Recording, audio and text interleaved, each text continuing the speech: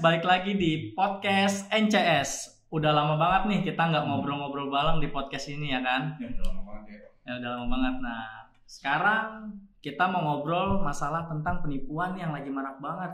Penipuan apa sih yang lagi banyak banget sekarang ini? Penipuan online. Nah, sebelum kita masuk ke pembahasan penipuan online, kita kenalin dulu nih dua temen kita ya. Ada Mas Sandi di sini. Halo semua. Dan Mas Agus. Suara Des. Oke teman-teman, langsung aja kita masuk ke pembahasan dulu nih ya Mas Agus. Iya. Oke, Mas sudah. Mas Agus dan Mas Andi ya terutama ya. Jadi kira-kira penipuan itu kayak gimana sih modusnya? Modusnya. Iya, modus penipuan. Ini ada dua kondisi nih Mas Yuda. Itu terjadi di social commerce seperti Instagram, Facebook, atau WA. Kondisi yang pertama itu penjual posting produknya secara murah di sebuah grup. Oh jadi gitu. biar orang tuh langsung tertarik, wah ini murah banget nih kan gitu. Wah kayak daripada gue beli di sini, mendingan gue beli di sini nih, harga lebih menarik gitu ya. Murahnya ini bukan diskon 10-20% maksudnya. Wow. Murahnya itu kadang bikin orang, wah ini serius nih, bisa sampai 50% sampai di atas 50%. Jadi tanpa ragu nih pembeli. Harganya tuh nggak make sense lah ya di pasaran. Jadi nggak logis lah secara nggak langsung gitu ya. Ya. Modusnya seperti itu, jadi itu yang pertama. Jadi si penjual menawarkan produknya di sebuah grup sosial commerce. Oh gitu. Ya, sehingga pembeli itu tertarik dan menghubungi si penjual via chat atau nomor WA yang tertera. Oh, jadi dia langsung ya, nggak pakai pihak tiga yang trusted gitu kayak toko sebelah misalnya gitu kan. Langsung berkomunikasi mereka. Okay. Nah, terus yang kondisi yang kedua, tadi kan dari sisi penjual ya. Iya. Ini dari sisi pembelinya. Pembelinya yang mencari sesuatu, dia menulis di grup sosial commerce juga. Contohnya seperti ini, saya nyari motor tipe ini, ada nggak ya, budget saya segini nih. Dia tulis di situ, kan yang namanya barang yang dia cari kan belum tentu ada yang punya ya. Iya betul. Tapi namanya penipu, dia akan masuk. Ada-adain ya, karena memang dia mau ada nggak punya, mau ada mau nggak ada, dia bilang ada ya nggak. Bilang ada, masuk deh tuh via kolom chat atau WA-nya. Saya ada nih harga sekian gitu. Jadi saling berinteraksi lagi mereka. Nah, kondisinya dari dua itu dulu Mas Yuda. Kondisi dari si penjual yang menawarkan atau pembeli yang mencari atau yang membutuhkan gitu. Nah, kalau dari yang tadi Mas Agus bilang nih, kira-kira ciri-ciri orang yang nipu itu kayak gimana sih Mas? Ciri-ciri orang yang wah ini orang kayak penipu nih gitu. Itu gimana tuh Mas kira-kira biar kita tahu nih ciri-ciri seorang penipu atau seorang penjual yang trusted gitu. Ya, ciri-cirinya ya selama saya bergelut di jual beli online itu yang pertama akunnya baru dibuat. Oh, akunnya baru dibuat. Followers kalau misalkan di IG atau Twitter atau di Facebook itu jumlah pertemanan atau likersnya itu baru sedikit. Itu. Jadi kelihatan banget nih di wallnya atau kronologinya itu baru banget dibuat, akun baru saja dibuat. Oh jadi dia tuh tipenya kayak begitu dia pakai akun yang lama udah ketahuan nih dia bikin baru lagi, yang baru ketahuan bikin baru lagi gitu ya modusnya ya. Iya, itu ciri-ciri yang pertama. Yang kedua ya tentu karena akun baru dibuat nggak ada interaksi atau nggak ada testimoni positif dari pembeli. Jadi di kolom komennya atau produknya itu sama sekali nggak ada. Seperti itu. Sekalinya ada, mungkin sekalinya ada ya. Itu mungkin sudah dihapus atau diblokir. Misalkan ada yang bilang, ada yang ngadu, jangan dibeli, ini penipu. Bilang misalnya dia nulis nih di profil orang ini kayak orang ini penipu, tapi sama dia kan bisa dihapus ya. Bisa dihapus. Gitu. Terus yang ketiga Mas Yuda nih, ini nih yang paling sering terjadi itu foto nggak seirama. Maksudnya jadi, gimana nih? Nggak seirama? Nggak seirama itu artinya dia kadang pakai foto yang sebagai contoh ya, background warnanya hitam. Yang pertama. Terus di produk berikutnya dia pasang produk dengan harga murah dengan background katakanlah di depan lemari. Kemudian ada lagi foto dengan ada watermark harga dan sekian gitu ya. Itu. Jadi dia ini nggak punya ciri khas foto yang serupa. Kalau toko online beneran kan serupa nih, yang ada watermarknya. Kemudian kalau misalkan background hitam semua, jadi jelas ini punya dia. Ada template-nya lah ya. Asal comot-comot aja dari toko lain. Jadi dia tuh ngambil dari berbagai tempat, lalu dia posting cuman untuk narik perhatian orang gitu. Betul. Ya. Kalau kawan-kawan di social commerce ini kan udah punya ciri khas ya. Kalau misalkan dia foto produk, ya walaupun ada perbedaan tapi nggak mengurangi ciri khas si toko online ini. Betul.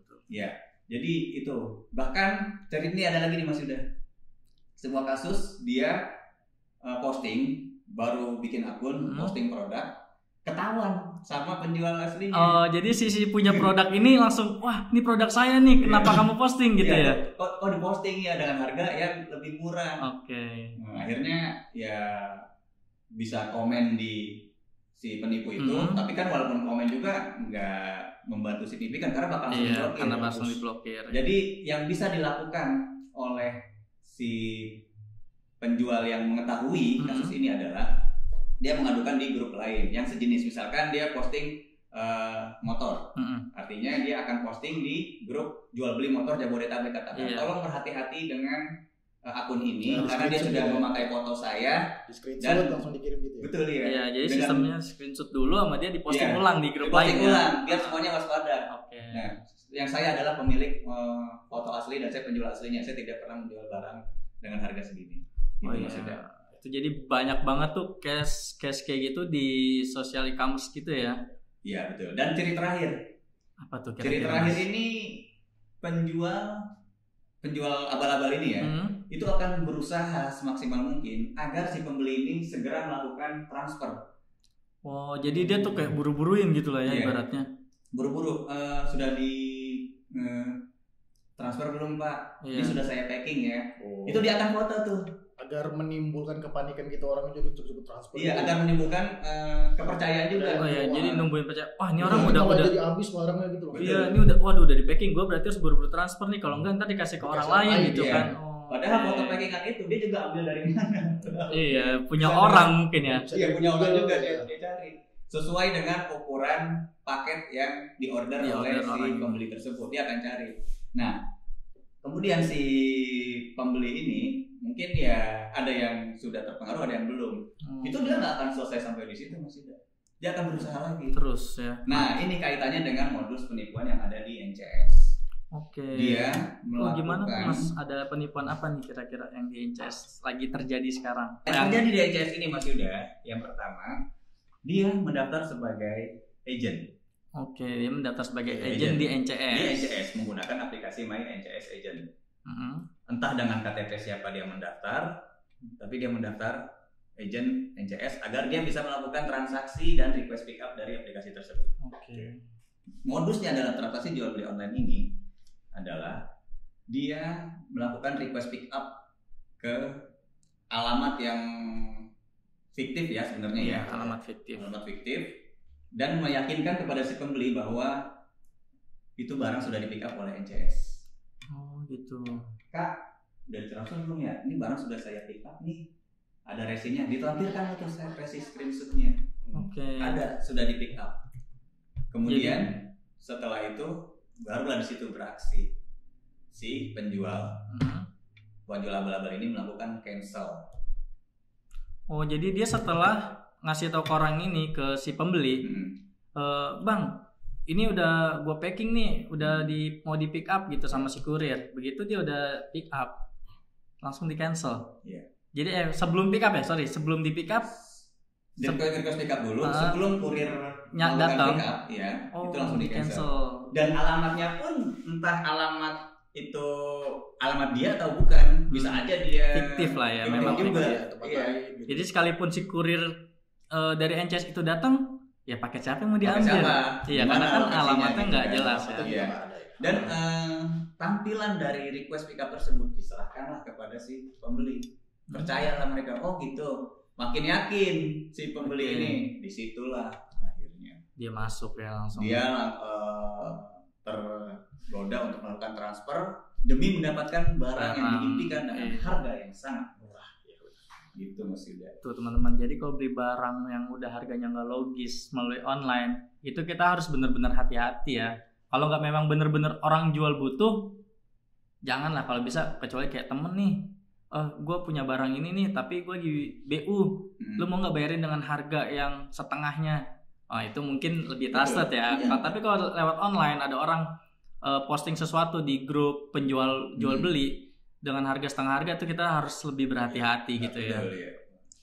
Nah, kira-kira gimana sih caranya biar kita tuh terhindar gitu dari penipuan-penipuan online kayak gini? Ada nggak Mas tips and triknya kira-kira? Tips and trik sih kita lebih cermat aja ya Mas Yuda ya. Lebih cermat melihat kira-kira toko online yang sudah punya reputasi, pengikutnya sudah banyak, kemudian ada interaksi dengan customer, ada reputasi positif juga di situ, dan yang pasti yang mau COD. Toko yang bisa melayani COD itu udah pasti trust. Karena kita bayar langsung di tempat. Iya, langsung di tempat setelah barang kita terima. Benar seperti itu. Tapi kalau ngomong COD, kalau dari NCS tuh ada nggak sih Mas sistem COD kayak gitu? NCS sudah bisa melayani COD untuk retail maupun corporate, baik untuk COD ongkir maupun COD ongkir sekaligus barang. Ya, udah bisa berarti ya kalau dari NCS juga ya sebenarnya. Sudah bisa melakukan COD. Jadi kalau misalkan mau belanja online nih, pastikan dia bisa COD dan lebih aman lagi COD-nya pakai NCS. Oh gitu. Ya. COD dari NCS itu bisa se-Indonesia atau seluruh Indonesia? Seluruh Indonesia melayani seluruh Indonesia. Karena hampir di setiap kota seluruh Indonesia sudah ada cabang NCS. Oke. Kira-kira kalau dari Mas Andi ya, Mas Andi itu gimana sih kalau kita biar terhindar dari penipuan online? Kayak misalnya kan sekarang lagi marak nih, tau nggak Mas yang ada orang ngirim pesan ke WA itu berupa kayak folder zip gitu, begitu kita klik itu kan kayak langsung ngunduh data dari HP kita ya. Itu kan sebenarnya bahaya juga kan? Itu kan jadi masuk nggak sih ke modus penipuan online tuh kayak gitu Mas? Ya kalau itu termasuk ya penipuan online karena kan mengambil paksa barang kita kan secara kita nggak tahu gitu.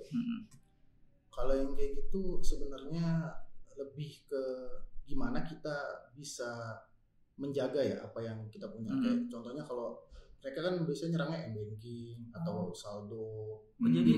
Jadi dengan kita dia ngirimin folder yang kita klik. Jadi dia ngirim folder. Itu sistemnya gimana sih Mas coba? Folder itu tuh berupa aplikasi yang bisa merekam kegiatan yang ada di HP kita. Gitu. Kayak kita masukin PIN. Oh itu kerekam di situ. Kita masukin PIN, ada SMS saldo OTP ke HP kita masuk, dia bisa tahu. Oh karena dia udah megang semuanya. Ya karena dia udah masukin sistem yang di dalam sistemnya itu ngerekam aktivitas di layar ponsel kita semua. Wah gitu. Nah itu dia bisa login di akun di HP lain, nanti dia kirimkan kode OTP, dia bisa ngeliat kode OTP-nya di HP kita.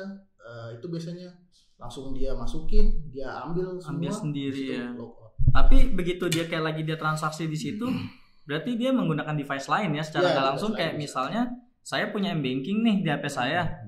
Dan saya nggak tahu nih kalau data saya lagi dicuri sama orang. Itu kita nggak bener-bener nggak tahu sama sekali ya, nggak ada tanda-tandanya gitu. Kalau dari beberapa kasus yang ada ya orang yang sudah terjadi seperti itu, dia tuh nggak sadar kalau saldonya tuh udah hilang. Setelah dia ngecek baru kok saldo dia hilang. Paling dia tahu tuh kalau lagi ada SMS masuk OTP itu aja ya. Nah kalau kita kadang kita memang nggak selalu pegang HP ya. Ya kan mungkin orang ini juga di jam-jam tertentu lah, kira-kira di jam kita sibuk dia baru beraksi gitu ya.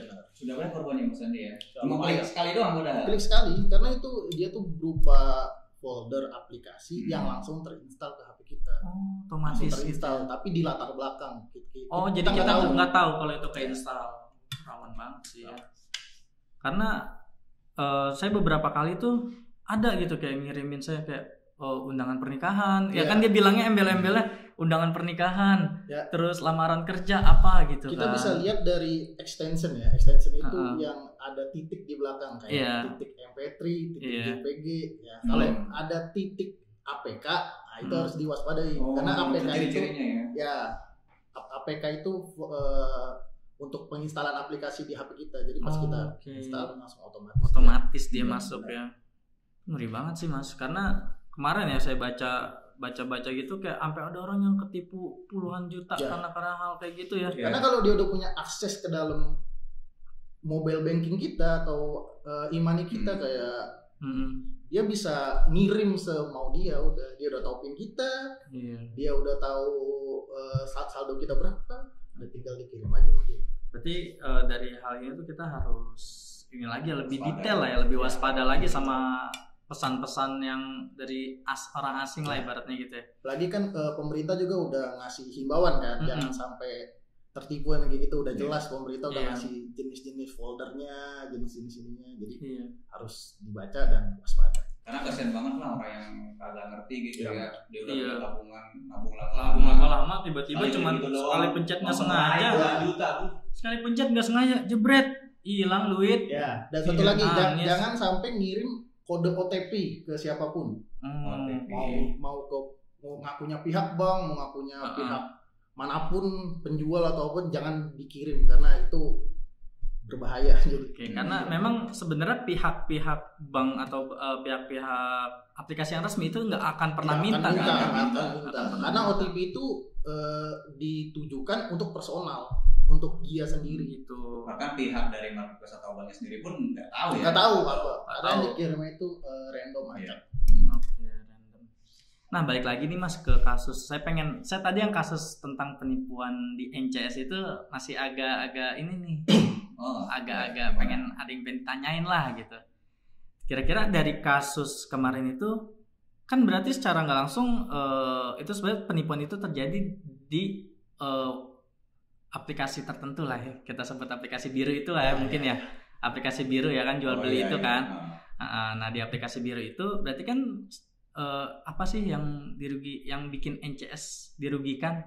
Apakah pencemaran nama baik karena nama NCS disebut-sebut sebagai media pengirimannya atau apa nih Mas kira-kira? Tentunya nama baik tentu saja ya. Nama baik ya. Si penipu ini mengirimkan sebuah screenshot kepada si pembeli bahwa semuanya akan dihandle pengiriman oleh NCS. Akan-akan bahwa NCS yang melakukan itu, padahal tidak ada kaitannya sama sekali, gitu kan? Tidak ada kaitannya sama sekali NCS dengan transaksi jual beli online tersebut. Karena begitu dia request backup langsung di cancel gitu sebenarnya. Cuman yang penting dia bisa dapat screenshot itu doang aja ya. Betul ya. Untuk meyakinkan si pembeli. Oke. Tambahan lagi masih udah. Tambahan agar apa kita terhindar dari penipuan ini. Oke.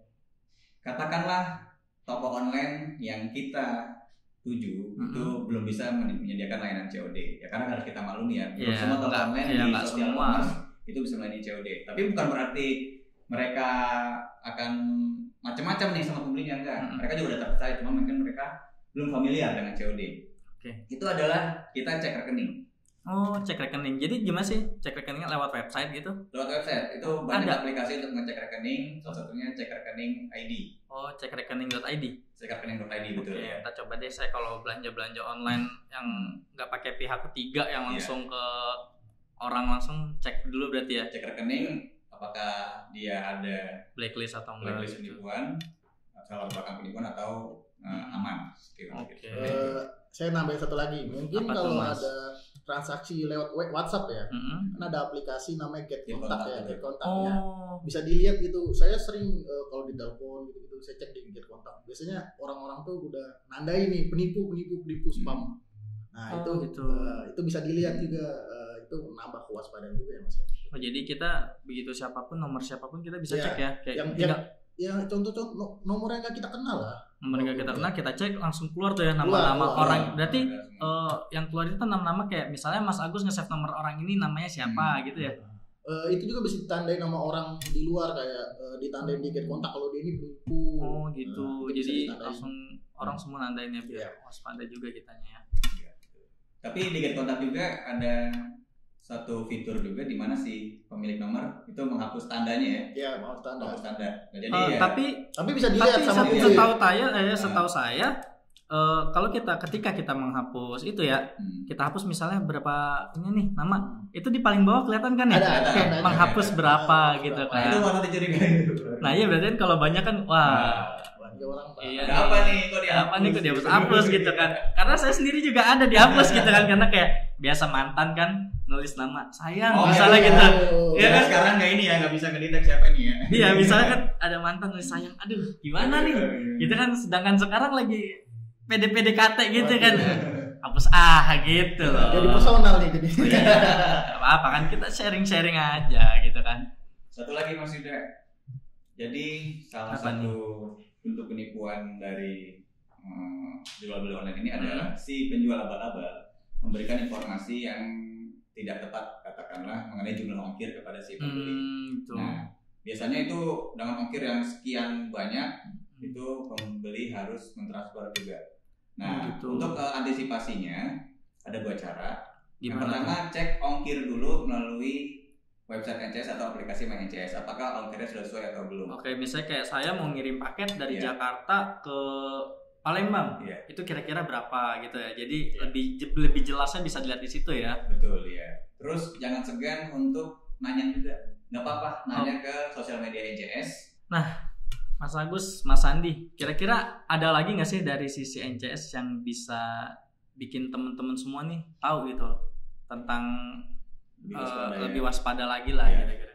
Ada cara ketika penjual ini melakukan modus kepada pembeli untuk melakukan jumlah ongkir sekian mentransfer, itu kita harus cross check juga apakah jumlah ongkirnya sesuai.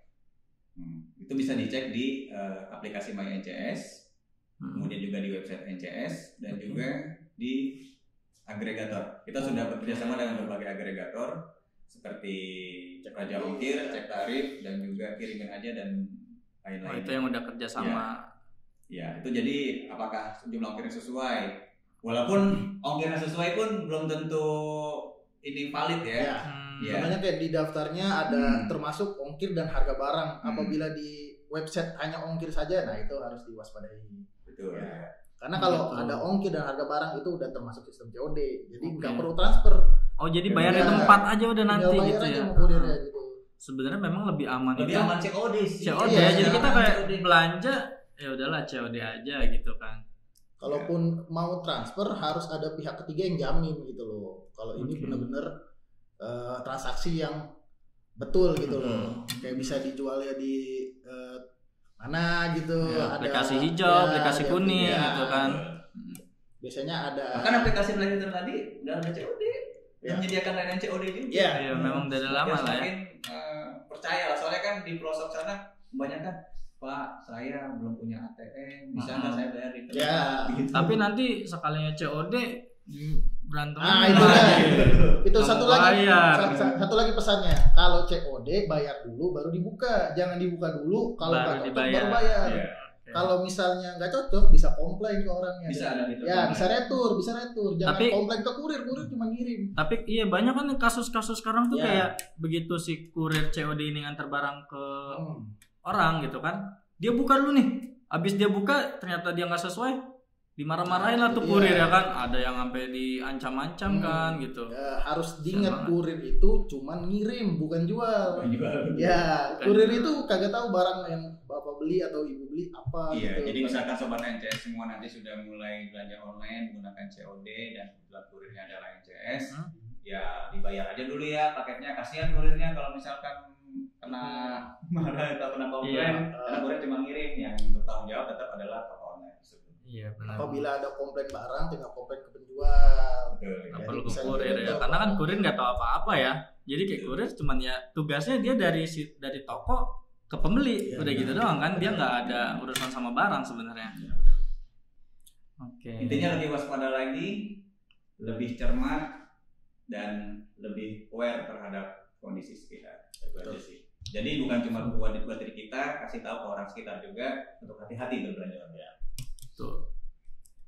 Oke, kayaknya sampai sini aja nih Mas obrolan kita, karena biasa masih jam kerja sibuk, masih banyak kerjaan gitu kan. Jadi kayak kita udahin dulu obrolan kita sampai di sini. Kita ketemu lagi di lain waktu. Semoga kita semua diberi kesehatan lah ya. Yang utama biar kita bisa kumpul-kumpul ngobrol santai kayak gini lagi. Cuman bedanya sekarang kita nggak bisa ngopi atau ngeteh nih karena lagi bulan Ramadan ya teman-teman ya. Jadi kita ya udah banyak ngomong, aus-aus dikit mah santai ya kan, nggak apa-apa. Soalnya kalau minum gini, potong gaji. Potong gaji, potong pahala juga. Nah, potong pahala. Maksudnya itu gaji dari Allah ya teman-teman ya, bukan gaji dari perusahaan. Gitu. Oke teman-teman semua. Apa? Penutupan. Oke teman-teman semua, kita udahin dulu nih podcastnya sampai di sini karena kita semua masih banyak aktivitas lain ya kan. Oke Sobat NC semua, sampai jumpa di podcast yang berikutnya.